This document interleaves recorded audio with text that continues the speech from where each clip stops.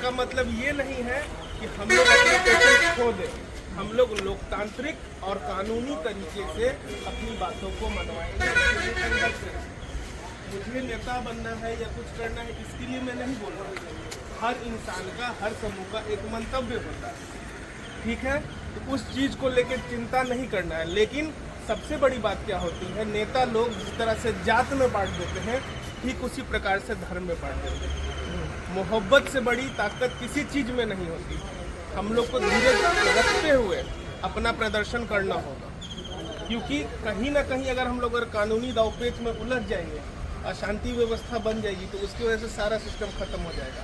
जो व्यक्ति जेल जाता है, जिस पर केस होता है, उसके परिवार को देखने कोई नहीं आता। तो आप लोग को सशक्त होने का सबसे बड़ा जो औजार है APJ अब्दुल कलाम की, उसको बीजेपी सरकार भी कहती है कि हमारे आदमी। क्यों कहती है? क्योंकि वो शिक्षित आदमी है। और आप लोगों के साथ पिछड़ा के लड़ाई लड़ते लड़ते वो जातीय जनगणना हुई, 18% आप लोग को आबादी निकली, 18% आप लोग शिक्षित हो पाए हैं। और दूसरे पर केवल 7% मुसलमान का बच्चा इंटर पास है। 7% बच्चा इंटर पास है। लेकिन आप लोगों ने वोट कितने परसेंट दिया? 100%। बीजेपी वाले मुसलमान से डरा के अपनी राजनीति की रोटी सेक रहे हैं, और ये महागठबंधन वाले बीजेपी से डराकर आप लोग से राजनीति की रोटी सेक रहे हैं। सच सच और खड़ी खोटी बोलने आया हूँ बॉस। ये पूरा खेल डर का।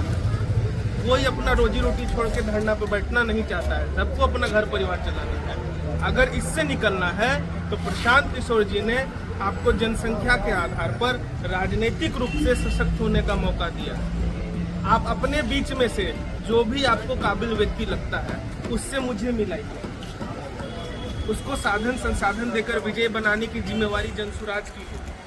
और आप लोग राजनीतिक रूप से अपनी लड़ाई खुद लड़े, अपने निर्णय खुद बनाए। दूसरा, यहाँ पे युवाओं को, 15 साल के युवाओं तक को मुफ्त शिक्षा के साथ एकदम सशक्त शिक्षा की, समाज घर व्यवस्था पे बोझ नहीं बने, ताकतवर बने। तो इसलिए भी तैयारी की जा रही है कि आप जैसे अब्दुल कलाम शिक्षित थे तो उनके आगे पूरा देश के विदेश भी झुकता था, तो आप लोग को शिक्षित भी होना होगा। दूसरा, आप अपने घर की महिलाओं को भी सशक्त बनाओ। एक जो संस्कार का बिजनेस होता है, अचार बन सकता है, पापड़ बन सकता है, कपड़े की फैक्ट्री लग सकती है, घर को उद्योग इसको करते हैं। इस प्रकार से आप आमदनी को डेवलप कर सकते हैं। आप अपने जितने बुजुर्ग हो चुके हैं, जो लाचार है, घर पे बोझ बनने लगे। पहले क्या होता था कि भाई भाई बांटता था। अब ऐसा आप कितना घर जानते होंगे कि बच्चा बड़ा होता है, माइए बाप को घर से निकाल देता है, बोलता है अपन देख लो। तो आज हम लोग बुजुर्गों के साथ कर रहे हैं, कल वो बच्चे जो हमको देख रहे हैं वो हमारे साथ करें। तो इन चीज़ों से भी बचना है। और आप लोगों को सबसे बड़ा किसानों के लिए कमाने वाली खेती। तो हम लोग जिस अवस्था में हैं उसके लिए दोषी हमारा मतदान है। हम लोग लोगों की बातों में आते हैं। पिछड़ा के नाम पे सबसे ज़्यादा रोटी सेका है राजनेताओं ने। कुल 1250 परिवार मिलकर आज राजनीति में वही शासन कर रहे हैं। कि आपके घर से कितने लोग हैं, आपके समूह से गांव से कौन उठ के गया राजनीति में जो आज बड़े पद पर? लेकिन आप लोगों ने जब से होश संभाला होगा, बच्चे भी हैं और बूढ़े भी हैं हमारे ग्रुप में। आप देखिए वही परिवार राज कर रहा है। तो आप लोग को बस पिछड़ा, आप लोग कहिएगा रोजगार चाहिए, अरे भाई पहले अपना आरक्षण संभालो, कुछ नहीं होगा तो बीजेपी का डर दिखा देगा। कभी नहीं विकास होगा।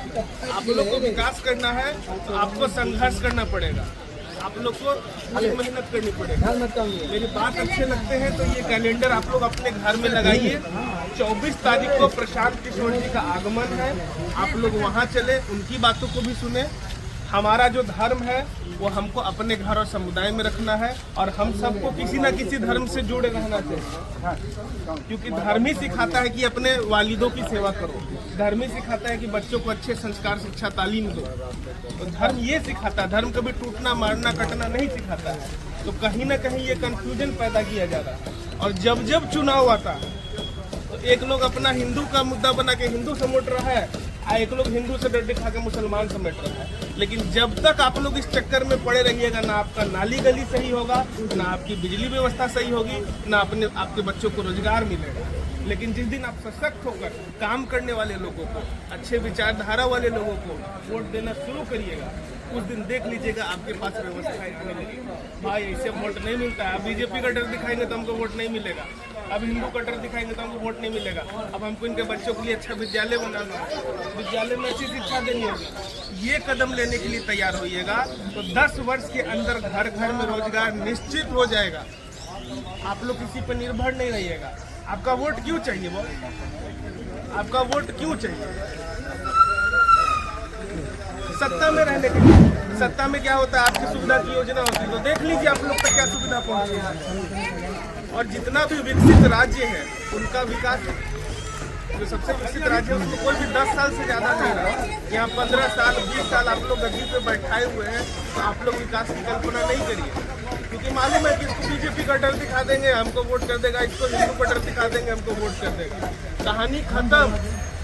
धीरज रखिए, सब्र रखें, समाज में एकता रखें, एकजुटता रखें, मुद्दे की बात करें। आप मस्जिद में नमाज पढ़ें, हम हिंदू मंदिर में हम जाके पूजा कर लेंगे, लेकिन जब हमारे गांव की व्यवस्था बनाने की आएगी, बच्चों के लिए खेल का मैदान बनाने का बात आएगा, जब नाली गली बनाने की बात आएगी, विद्यालय बनाने की बात आएगा, लघु उद्योग लगाने की बात आएगा, तो वहाँ पे हम लोग को एक होकर बात करना होगा। इसके अलावा कोई तरीका है तो आप लोग मुझे सुझाव दीजिए, और मैं आप सबसे पूछ लेता हूँ कि मेरी कोई भी बात गलत लगी है तो मुझे बोलिए। मेरी बातों से आप लोग संतुष्ट हैं? संतुष्ट है?